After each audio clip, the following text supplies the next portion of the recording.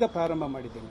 ಅದರಲ್ಲಿ ಯಾರ್ದು ತಪ್ಪು, ಯಾರು ಸರಿ, ಏನಾಗಬೇಕಿತ್ತು, ಏನಾಗಿದೆ, ಇವೆಲ್ಲವನ್ನು ಕೂಲಂಕುಷವಾಗಿ ಪರಿಶೀಲನೆ ಮಾಡಿದ ಮೇಲೇ ಸರ್ಕಾರಕ್ಕೆ ನಾನು ವರದಿಯನ್ನು ಸಲ್ಲಿಸಬೇಕಾಗುತ್ತೆ. ಸದ್ಯಕ್ಕೆ ಇವರು ತಪ್ಪಿತಸ್ಥರು, ಇವ್ರು ತಪ್ಪು ಮಾಡಿದ್ದಾರೆ, ಇವರಿಂದ ಆಗಿದೆ ಅಂತ ನಾನು ಯಾವುದೇ ಕಾರಣಕ್ಕೂ ಹೇಳಬಾರ್ದು, ಹೇಳಲಿಕ್ಕಾಗುತ್ತೆ.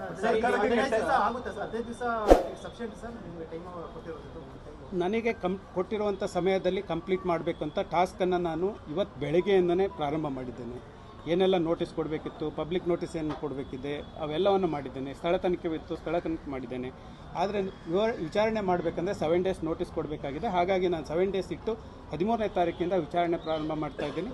ಹಾಗಾಗಿ ಯಾರೆಲ್ಲ ಅವರ ಹೇಳಿಕೆಗಳನ್ನು ಸಬ್ಮಿಟ್ ಮಾಡಲಿಕ್ಕೆ ಆಸಕ್ತರಿದ್ದಾರೆ ಅವರೆಲ್ಲರೂ ಬಂದು ಘಟನೆಯನ್ನು ನೋಡಿದಂಥವ್ರು, ಘಟನೆಯಲ್ಲಿ ಬಾಧಿತರಾದಂಥವರು, ಯಾರೆಲ್ಲ ನಾನು ಹೇಳಿಕೆ ಕೊಡಬೇಕು ಅಂತ ಇಚ್ಛಿಸ್ತಾರೋ ಅವರೆಲ್ಲರಿಗೂ ಅವಕಾಶವನ್ನು ಮಾಡ್ತೀನಿ.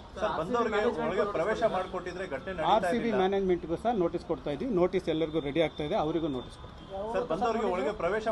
ಇವತ್ತೇ ನೋಟಿಸ್. ಹೌದು, ತನಿಖೆ ಮಾಡೋದು ಸರ್ಕಾರ ನಮಗೆ ತನಿಖೆ ವಹಿಸಿರೋದೇನೆ ಏನೆಲ್ಲ ಘಟನಾವಳಿಗಳು ಆಯಿತು, ಸೀರೀಸ್ ಆಫ್ ಘಟನಾವಳಿಗಳು ಏನೇನು ಆಗಿದೆ, ಅದರಿಂದ ಯಾವ ರೀತಿ ಸಾರ್ವಜನಿಕರಿಗೆ ತೊಂದರೆ ಆಯಿತು, ಇದೆಲ್ಲವನ್ನು ನಾನು ತನಿಖೆ ಮಾಡಬೇಕಾಗುತ್ತೆ. ತನಿಖೆ ನಂತರ ಮಾತ್ರ ನಾನು ನಿಮಗೆ ಹೇಳಲಿಕ್ಕೆ. ಸರ್, ಇಲ್ಲಿ ಒಂದು ಆಡಳಿತಾತ್ಮಕ ವಿಚಾರ ಅಂದರೆ ಟೆಕ್ನಿಕಲ್ ಪಾಯಿಂಟ್. ಇದುವರೆಗೆ ನಿನ್ನೆ ಏನು ಸಾವು ನೋವುಗಳಾದವು, ಒಂದೇ ಒಂದು FIR ಆಗಿಲ್ಲ, ಕೇವಲ ಎಲ್ಲದನ್ನು UDR ಮಾಡಿದ್ದಾರೆ. ಇದು ನಿಮಗೆ ಸರ್ಕಾರ ಎನ್ಕ್ವೈರಿ ಮಾಡಲಿಕ್ಕೆ ಆದೇಶ. ಲೇಟೆಸ್ಟ್ ಹಾಗೂ ಇಂಟ್ರೆಸ್ಟಿಂಗ್ ಸುದ್ದಿಗಳಿಗಾಗಿ ಬಾಸ್ ಟಿವಿ ಕನ್ನಡ ಚಾನೆಲ್ನ ಸಬ್ಸ್ಕ್ರೈಬ್ ಮಾಡಿ. ಹಾಗೆಯೇ ಬೆಲ್ ಐಕಾನ್ ಪ್ರೆಸ್ ಮಾಡಿ. ಇದರ ಜೊತೆಗೆ ಫೇಸ್ಬುಕ್, ಇನ್ಸ್ಟಾಗ್ರಾಮ್, X ನಲ್ಲೂ ಮಿಸ್ ಮಾಡದೆ ಫಾಲೋ ಮಾಡಿ.